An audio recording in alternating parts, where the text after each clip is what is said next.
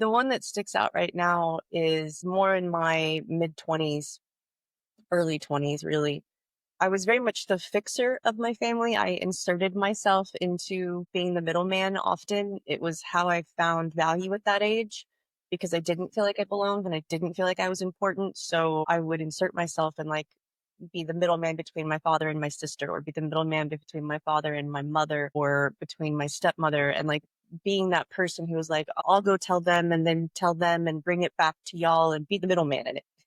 I don't know if you've ever been the middleman in that way, but it does not work. It's not good. If anyone No. knows the drama triangle, it's very hero behavior. And it got to a point where I was so exhausted from trying to be the middleman and prove that I was important, because that's really what I was doing. I told my family to basically F off, and I'm like, I'm done. I'm not talking to anybody. I'm not coming to Thanksgiving, because it was like right around November. I'm not coming to holidays. I'm not coming to hang out. Stop calling me. Don't ask me things. Like, I'm out. I'm done. And my whole family was just like, huh? What You know? happened? Yeah, they're like, what are you talking about? And I'm like, I'm Yeah. exhausted trying to navigate you guys. And that was the first time that I was just kind of like, bye, I'm out. I can't do this anymore. And that, swinging the pendulum really far to the opposite direction, right? And just cutting everything off.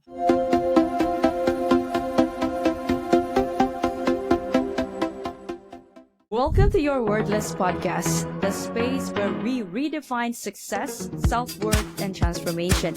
I am Nick Yaras, the soul-centered architect of transformation, helping you unlock your highest potential and build a legacy beyond limits.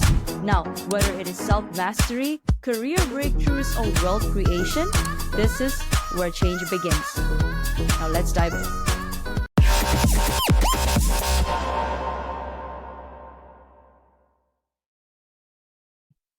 Thank you so much.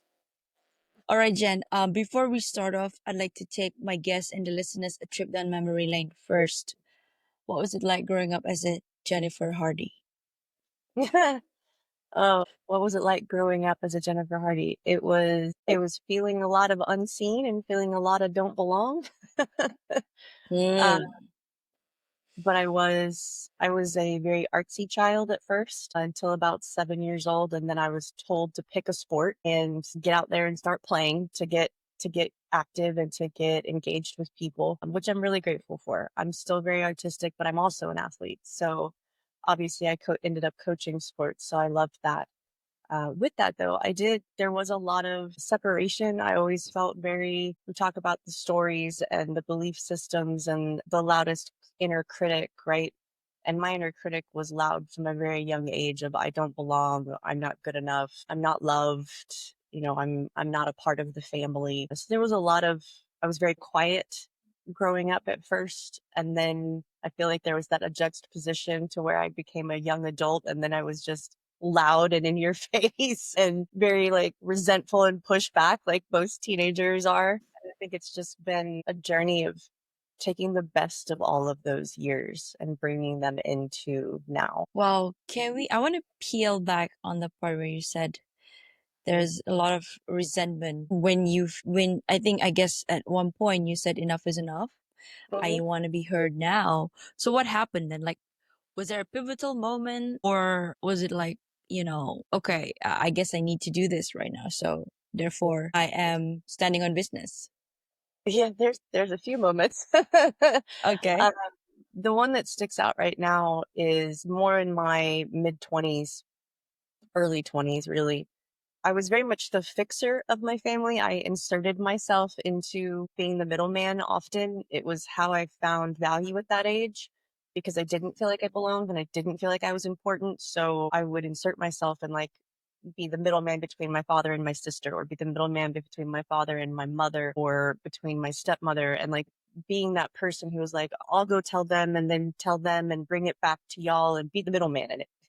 I don't know if you've ever been the middleman in that way, but it does not work. It's not good. If anyone No. knows the drama triangle, it's very hero behavior. And it got to a point where I was so exhausted from trying to be the middleman and prove that I was important, because that's really what I was doing. I told my family to basically F off, and I'm like, I'm done. I'm not talking to anybody. I'm not coming to Thanksgiving, because it was like right around November.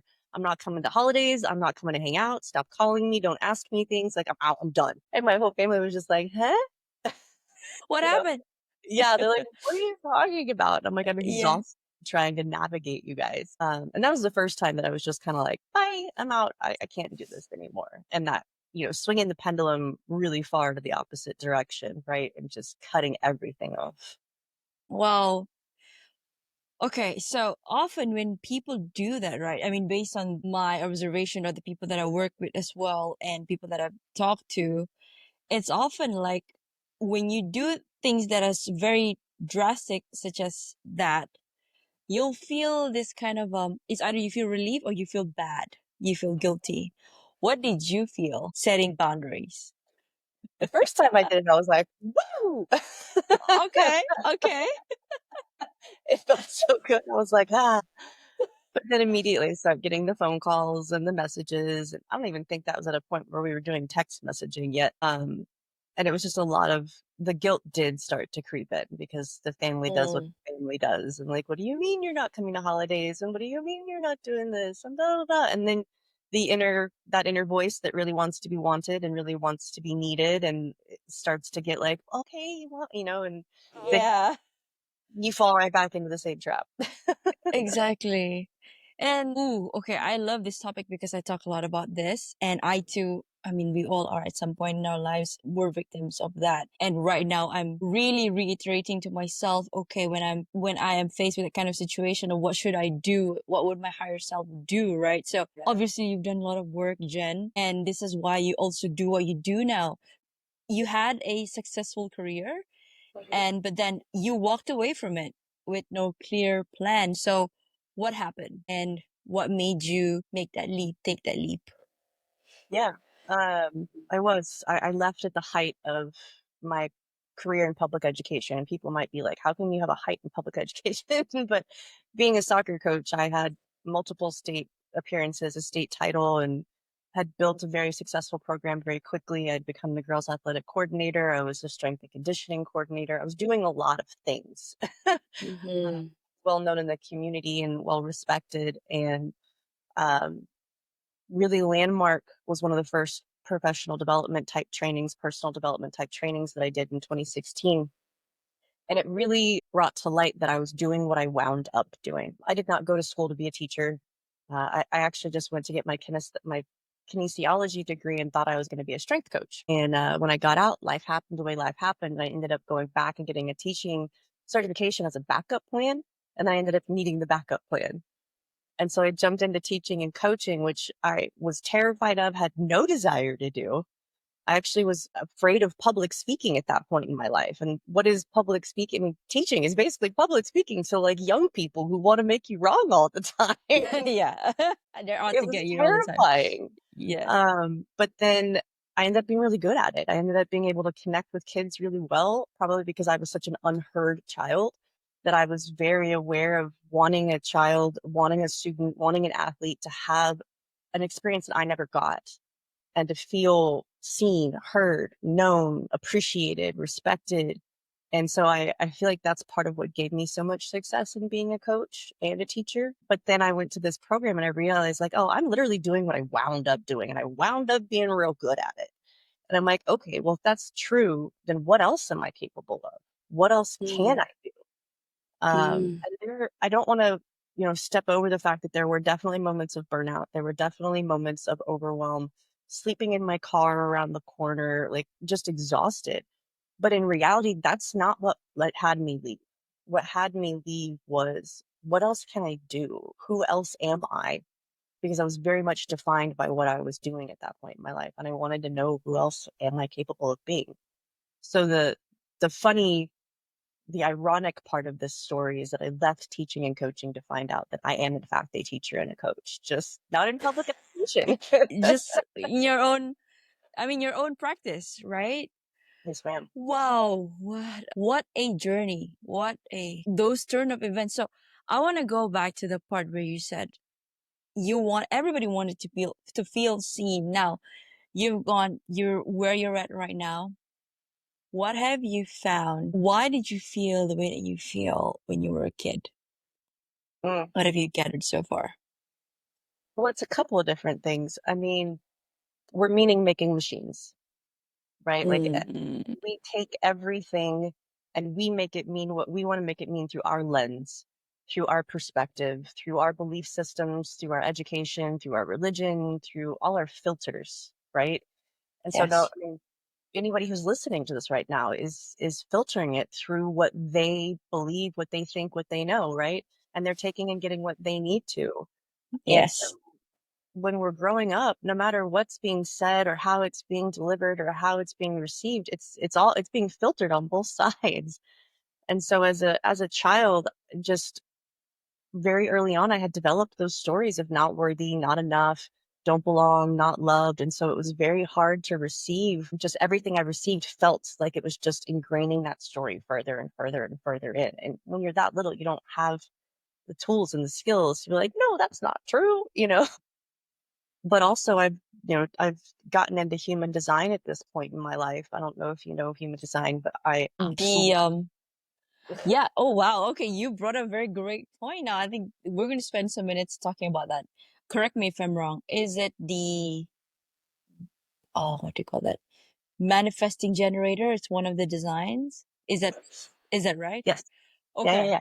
Whew. Yeah. Okay. Now the stage is Yes. yours, please. I love it. Sorry to cut you off. Yay. I'm like, Yay! yay. Okay. Yeah, so diving, I mean, I've very much scratched the surface. As you probably know, human design is so intricate, but learning that I'm a projector and projectors need a lot of recognition, a lot of acknowledgement. They're literally meant to be heard, to be seen. And we're here to be guides. And so to be a child of a manifesting generator, um, who's just like all over the place all the time and just doesn't have the time for it, right? But then my mom was a projector also.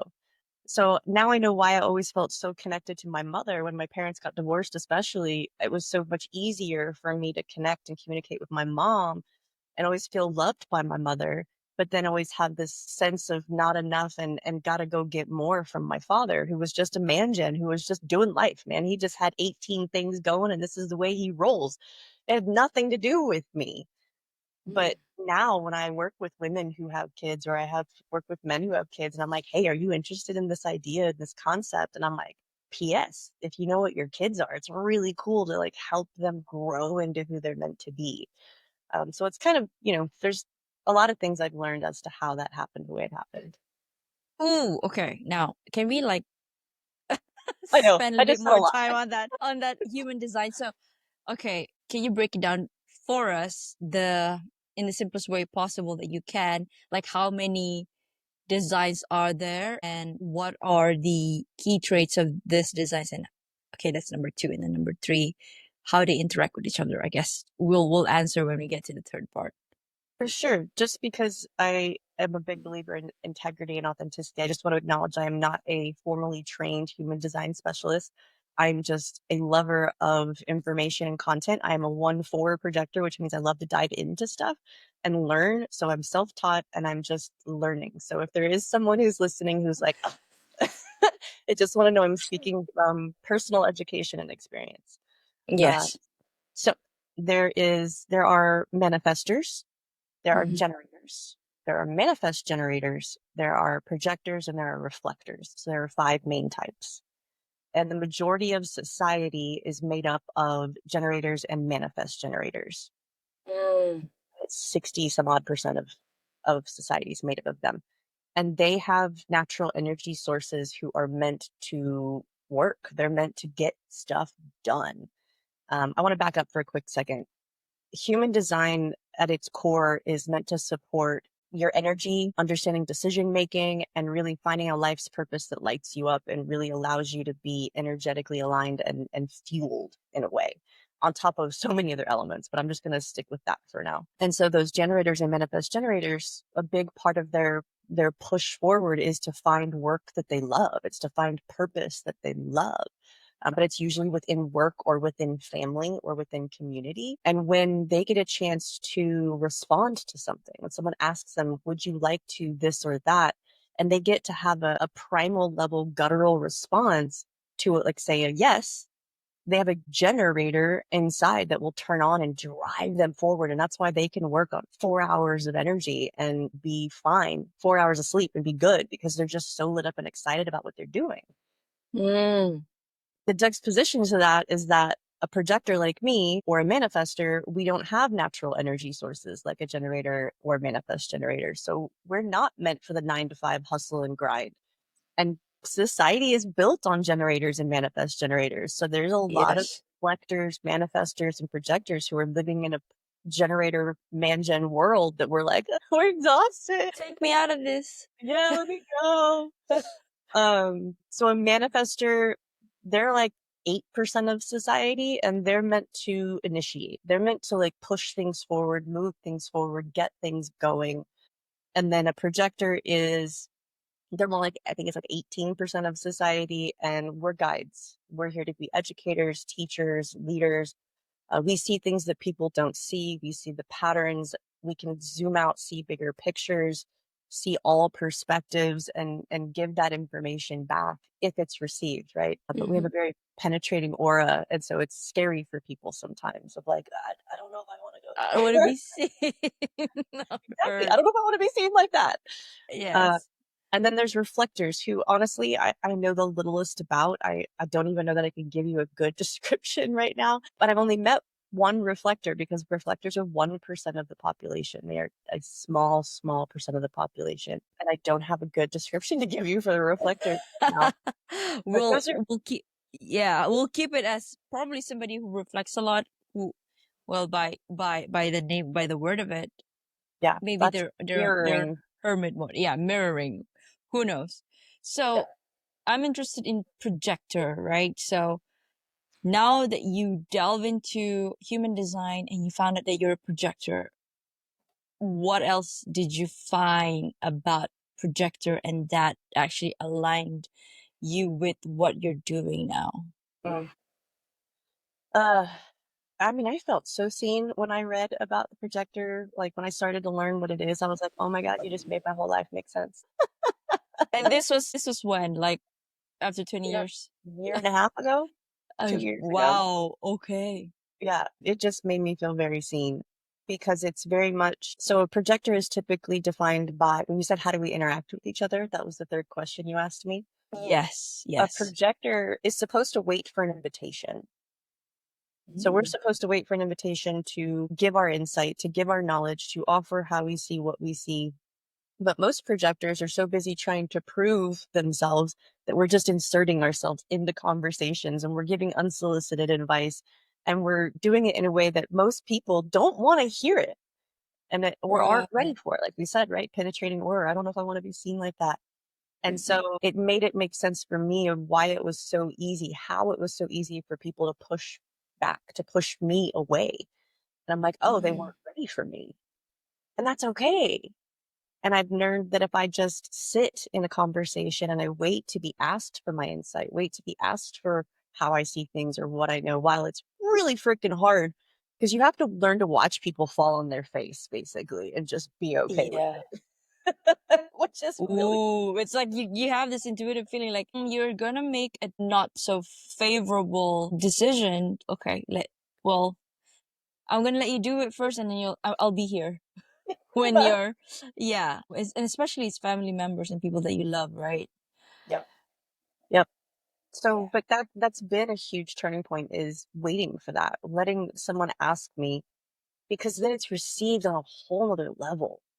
And the experience of the acceptance and the give back of what people are getting from me is so much bigger, but then it's, you pull that into business and it's like, how do I wait for an invitation? Like this? Exactly. That was my next question. Like, I mean, you did so well. You reached out. I said, yeah.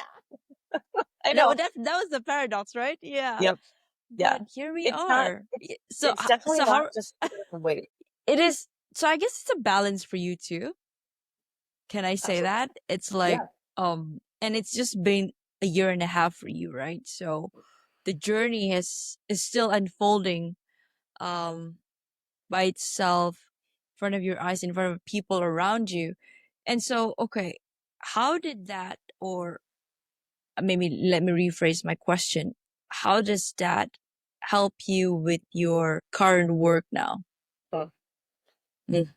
I would say how it helps me is like I've always been very good at navigating someone and like navigating a conversation with someone, and I never really understood why.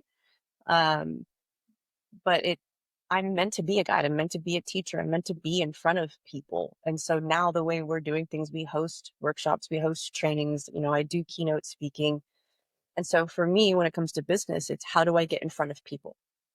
How do I Right. get in front of people? And whoever's in the audience, the invitation, if you will, is already there because they showed up, right? They're already saying, I'm here to listen. I'm here to learn. I'm here to understand. Or if it's a department required training, right? Then there's a practice of gaining that rapport in the beginning to open them up and recognize like, okay, we've got information to be able to offer. But with the work I do now, it's leaning into being seen and being heard, and being seen and being heard as an expert, as somebody who has some insight to offer in a way that they may not normally have heard it, and in a way that they need it right now. And it's usually a lot of what we focus on is on all the stuff that I overcame. It's all the stuff that my business partner has overcome, right? It's connection. It's how do you go through life feeling connected to another human, to having that relationship with your family, with your partner, with the people you work with your friends, that like just makes you feel fulfilled and lit up. And just a lot of people, especially post COVID, don't experience that anymore, especially with social media and, just all of the things that are out there. And so I feel like we're bringing connection back to humanity, but we're doing it through ways that are practical and relatable, on the table ways to do it. Beautiful. And I guess this flows nicely to my next question, the CARES approach. Oh. Right. Can you share with us what is that? And it centers on, yeah, how does this value show up on your own healing and growth?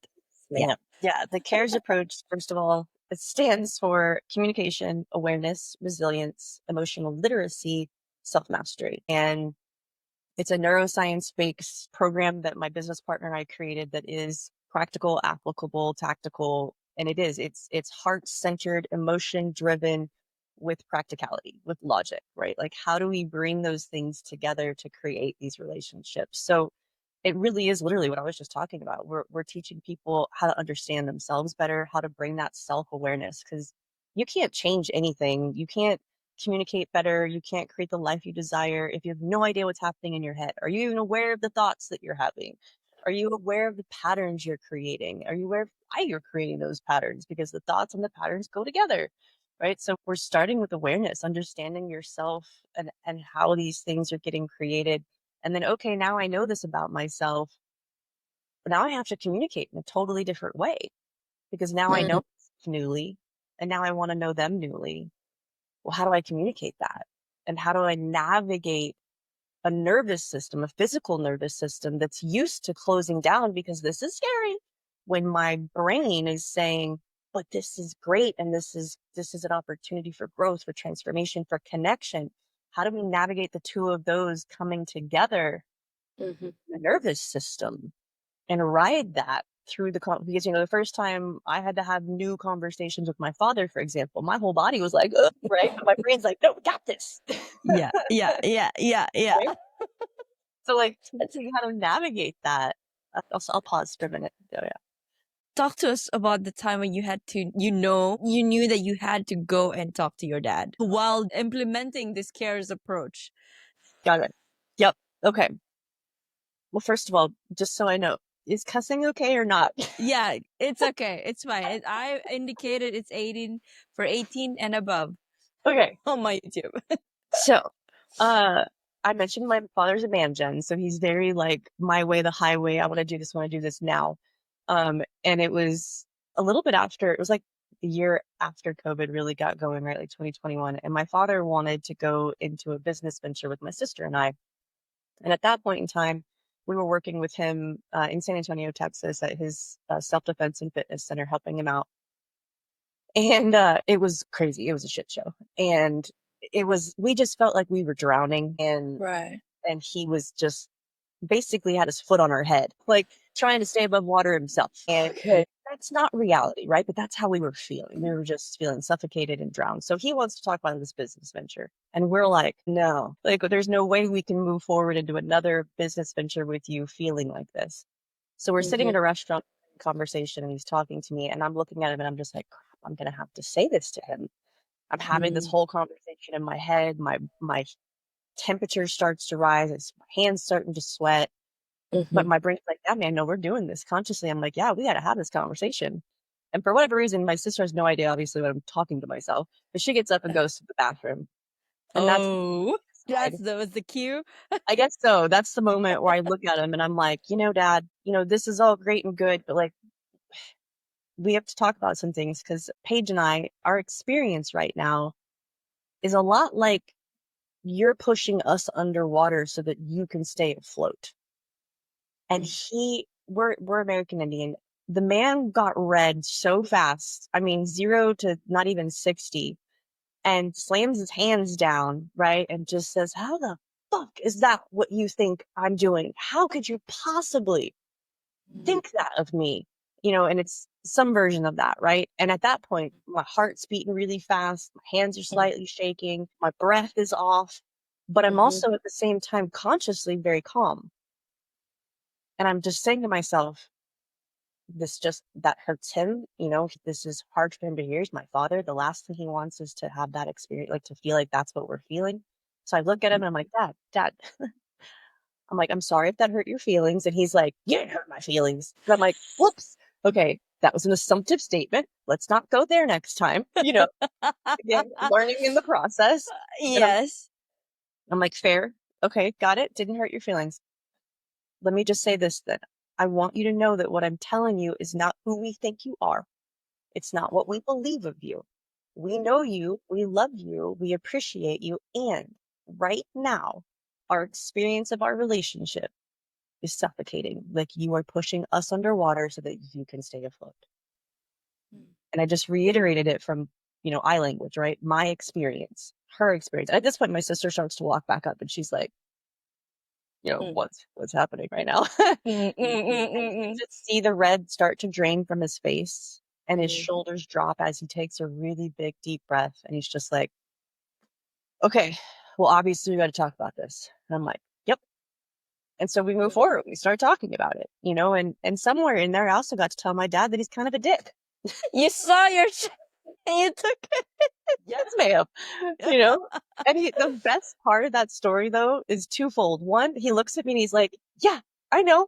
No, people who are like that, because I'm guilty of that too. We know when we're not really that fun of a person to be around with, but sometimes you do it unconsciously and sometimes, well, consciously, deliberately. Well, yes. And It was then so what funny. happened? The twofold. So the second part of that story that's funny is the next day, him and my sister went to go look at a location that they were possibly going to buy. And they were doing the whole thing and they walked out and he kind of elbows my sister and he was like, look at that. I wasn't even a dick this time. Ah, yay! So looking at that approach, so he has awareness. Kudos for your Yeah. Well, and I can honestly say everything that my business partner Irina and I teach, we practice. I mean, we practice it on a daily basis. This is not just theory. This is not just concept. This is not just knowledge pulled from a book or another training. Like we're doing this. I mean, she and I are doing this together. Two powerful, strong type female business working together closely, best friends, business partners, but with family, with friends. Like we're doing this on the daily. So it's incredible to witness that when you are who you are through these concepts, people around you start to change. I love that. Wow. You are who you are and people around you will start to change because it's inevitable, right? Your energy speaks for itself. So the people that you're around with, once you tweak that energy, that frequency, they have to start behaving differently because you started that chain. Yep. Beautiful. Jen, okay. So a lot of high achieving people struggle to pause long enough to ask, what do I really need right now? So what do they need right now? So say Because I came from that background. My father has always instilled this within me. Knowledge is power, therefore get the education, get the job, get the yada yada yada yada. And so until 5 years ago, I also did not feel like I was myself anymore. So I had to lose myself to find myself again. Now that got me into this podcasting and also hypnotherapy. So it's a 180 degree from accounting. I cannot help but to ask guests on my show that if they are having these moments and they're always turning like the man gen Mhm. on they're on the wheel, the hamster wheel. Like, what do I need to do right now? How do we begin? Yep. What's coming to mind to say to this right now is you have to learn how to embrace uncertainty. Yep. But we're control freaks, you know. I don't wanna identify myself with that anymore. But then, yeah, we like control. We're humans, man. That Yes, ego wants this. Let me have the control stick, man. Let me do it the way I want to do it. that's right. But certainty, like needing certainty, which is another way to Mm. say control, right? Needing that certainty is the fastest way to stay forever stuck, forever unchanged, and never actually getting where you're desiring to go. It's so constraining. So constraining. There's no space to like move and wiggle and be flexible and adaptable and grow. I mean, uncertainty is well, by definition, a miracle can only happen in uncertainty. Because if you know what's going to happen, it can't be a miracle, right? So it's uncertainty is this really uniquely beautiful space that we're terrified of in so many facets. But the other side of this that people don't realize is that uncertainty and courage are directly related. Like when you practice courage, leaning into that uncertainty, it starts to get easier and easier to practice uncertainty because courage is a skill, right? Navigating your system, your nervous system, taking that step anyway, even though it's scary. Stop and check. Is it scary because there's danger? Because that could be real. Or is it scary because it's going to challenge an identity? It's going to challenge a relationship. It's going to challenge an outcome that you expect. And it's going to challenge who you think you are or who you think someone else is, or potentially ruin a relationship that it's going to end. Those are things get you exiled, get you rejected. Those are the things that people will not confront. And it's like Mm. when you're willing to practice the courage of confronting those things through the uncertainty, does life unfold? I love when you said about that miracle. Miracle can only happen, you know, during uncertain times. Okay, you brought a very good perspective because I sometimes I do feel like we're grinding, right? We're doing the things that we love, but then we also need to be open to all those miracles is going to happen into our lives. Now, jumping into an entrepreneurship, I'm sure it wasn't easy. It certainly wasn't easy for me. God, no. Talk to us about your journey, like that leap. Yeah.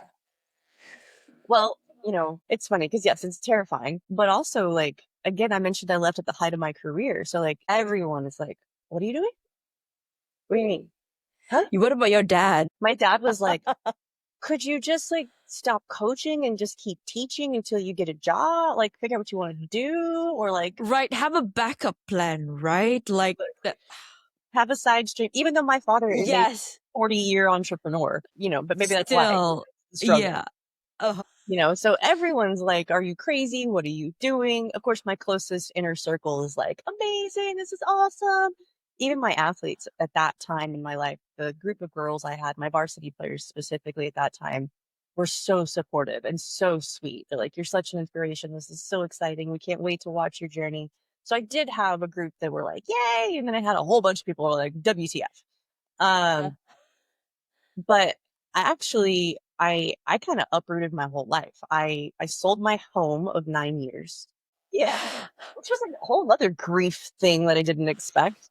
I left a career of 12 years, mm. and I hopped on a plane and I went to Europe for 33 days. Yay! Good for you. I had never been out of the country other than Mexico. So when I went to Okay. Europe by myself, and was like, screw it, Bye. we're gonna go figure it out. Let's go. And And that's kind of that was the start of the journey. And then I came back and moved into an apartment. So I didn't want to deal with a house anymore. And I feel like I've just been popping around and figuring stuff out along the way. I've dabbled in so many different things over the last 6 years. It's quite entertaining, actually. But the core of that whole mission, that whole journey has been, I'm here to support people with connection, communication, relation, to be able to create those relationships that they desire to have in life. And that comes through, how do I communicate with myself, with the people around me? And like, that's the whole journey is really culminated into those bigger picture missions.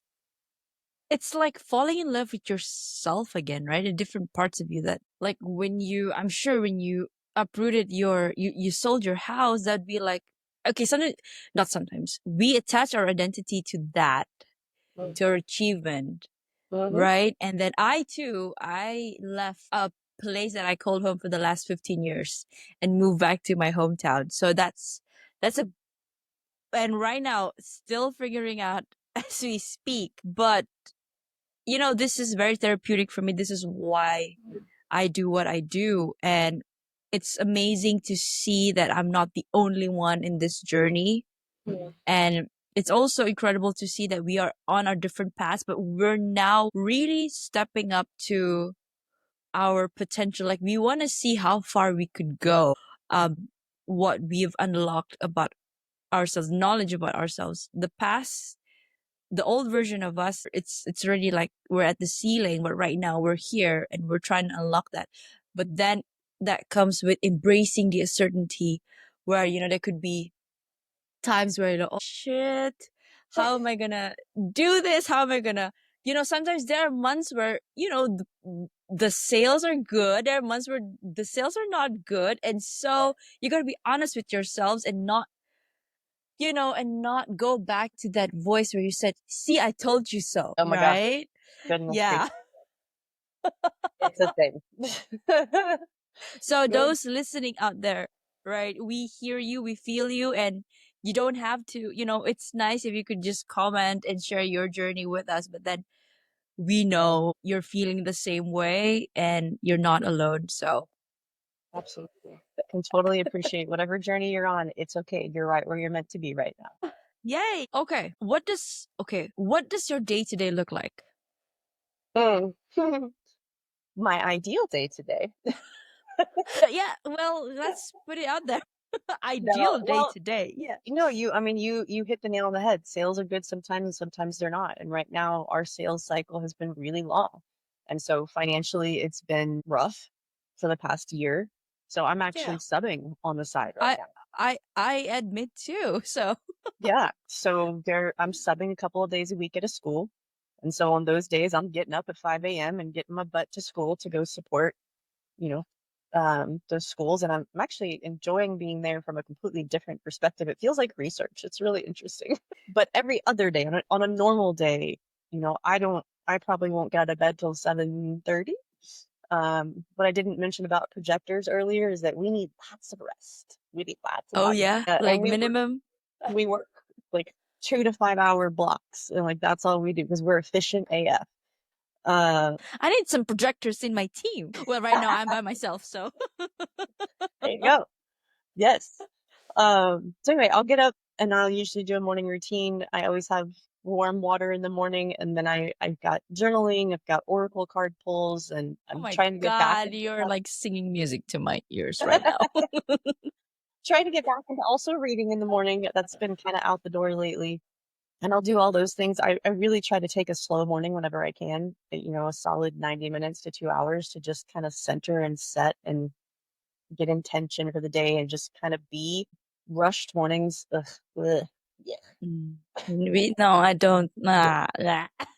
I No noticed more. those mornings. That's the one thing that I don't miss about 9 to 5. I miss the paycheck, but not the Nope. morning. Like, yeah, the Nope. quick run to the grocery store at 11 a.m. in the morning. I could never do that when I'm at Yeah, 9 to 5. figuring out So, how to make your appointments in the midst of it. My boyfriend, partner still has, he has a 9 to 5 and he's great at it, but I'm like, to schedule a doctor's appointment, to go to the grocery store. I'm like, I'll take care of it, yay!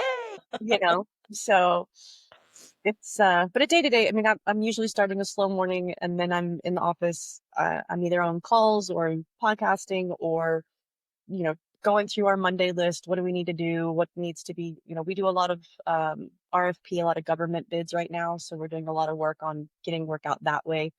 Um, and then I definitely exercise pretty much every day and get that going. So it's a pretty while we're not super busy right now, it's definitely more intentional behind putting ourselves out there, getting the work out there, connecting with people, having conversations, going and being seen. So that's really a normal day until there's like next on May 9th, we have a course that we're doing in San Antonio. That'll be a full 8-hour day where we'll be there at 8 a.m. and we'll be done at 6 p.m. and we'll have a full course that day. So it's life of Amazing. entrepreneurs. There's not necessarily a routine 100%. I love that. And I know, judging by what you said, and I could feel the the mission and the vision emanating from you and your team, the work that you're doing. I mean, it'll take time, but it's all in divine timing. I Yes. believe that. And right now, you're doing great work, and you're here, and my audience is 50% from the States, 45% is from Malaysia, and the rest is the other part of the world. There are parts of the world, so yeah, you're getting your message out there. So I I appreciate I wish it. the best for you and your practice, your business. Thank you so So much. okay, Jen, what is next for you? What is next? Well, literally, what's next for me is I'm leaving for a 7-day yoga retreat on Saturday. No, really? Where's that? Where will that be? It's going to be on an island off of Puerto Vallarta, Mexico. Mexico. Yeah. Beautiful. Oh, I've yeah, been that's wanting so to cool. attend one of those soon, maybe. Yeah, maybe this year. 7 day, that's a long retreat. My projector Are you soul is so excited. you're like, oh my god, yes, I need this. So are you a participant or are you holding the event with somebody else? In this case, for the first time in a couple of years, I'm actually getting to be a participant. We do host retreats in January, but Oh, this time I get to be a participant. you get to receive everything, all the Yes, goodness. I'm very, very excited for this. All right. So, Jen, we're going to pivot to a self-worth question, which I think is very much apt for the topic today. Now, how do you define self-worth right now, and how has that definition evolved over time for you? How do I define self-worth right now, and how has that evolved over time? Well, it's evolved from not being based in what I do for others. It's evolved in not being based in how much I do in the world as well. It's evolved to me, right? I am worth who I am, exactly how I am and who I am and the way I am. But how I define it, hmm, how do I define self-worth? Taking a pause long enough to recognize the unique talents, gifts, specialness in yourself, and finding ways to honor that, and finding people in your life who want to honor that with you. That's what I'm going to go with. Oh, I felt that in my soul. Yes. That was so pure and so genuine and authentic. I love that. Thank you. Thank I'll be you. sure to cut that up as a reel so you can share it. Ooh, And I can share it on my platform too. Okay. So, Jen, what is your heart's greatest wish? my heart's greatest wish. My heart's greatest wish is for, man, apparently this is really intense. The pain in the world. Just Mm. like the amount of pain that people are experiencing right now, the amount of disconnection that people are experiencing right now as a whole, as a society, as a collective. It's rough. I mean, as a projector, I have a very open aura, so I feel a lot. I wouldn't know if I could say like empathically like that, but just I feel a lot. And I just feel there's a lot of pain in the world right now. There's a lot of anger, there's a lot of hurt. And my greatest heart's wish is to help people reconnect with each other and get back to a place of joy. And you're doing that with your work. Really intense. That just kind of poured out. Whew, yes. So that means I did my job Yes, correctly today. Yes. you did. Jen, so if you could create a quote right now for you to leave to the audience listening and the world as your legacy, what would it? I mean, the one that got me moving forward, which is just to leap and the net will appear. It is not my quote. It is somebody else's, and I don't have it off the top of my head. But when I was where I was, when I was feeling stuck, but also realizing I needed to take the next step, I had gone on a solo trip to Portland just to practice solo traveling. And I went into a bookstore, and that card was like in my face, and it was just leap and the net will appear. And I was like, you know what? Yes. And it just became my mantra for the next 2 years. Wow, I had chills. Okay, how can people reach out to you, Jen? Yeah. Our website's easy, right? MotivAction.academy, because there's links to book calls. All of our our emails are there, our phone numbers are there, all the information is there. But also any of the social medias. I'm on LinkedIn, I'm on Facebook, I'm on Instagram is _Jen Hardy. But really, any of those ways that people want to find me, I'm open, I'm here. Love to connect and find out how we could support you or your team or anyone in your life. Beautiful. Now, before we wrap up the show, any last message to our listeners? Girl, I feel like you hit the nail on the head today with so many good opportunities. Normally I do, but I'm like, I feel like we hit some good stuff today. Like, you're fantastic. Oh, that means the world to me. Thank you. Thank you. Yeah, Thank you. Yes. Okay. I had quite a bit of a rough day today too. So I decided we show up, and that actually got reciprocated back to my cup is filled now. So thank you for that, Jen. That is a wrap on today's episode with Jen Hardy. Thank you for the work that you do, Jen, and for the work that you do to continue to uplift others and to inspire others around you. And for our listeners, this has been Your Worthless. Read that again, the juxtaposition of your very soul. Now, if you've ever felt worthless, remember this: you are not alone. Your soul chose to be here to matter. And for that reason alone, you are worthy. A huge thank you to you again, Jen, and to all of you for listening. Until next time, I am Nick Nieras. Keep shining, keep growing, and always remember, you are worthy and you are enough. See you in the next episode, Jen. Thank you so much for your time.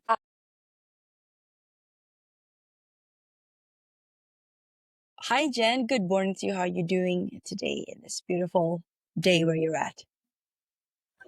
It just rained, so it's cleaned out and cleared out and lovely today.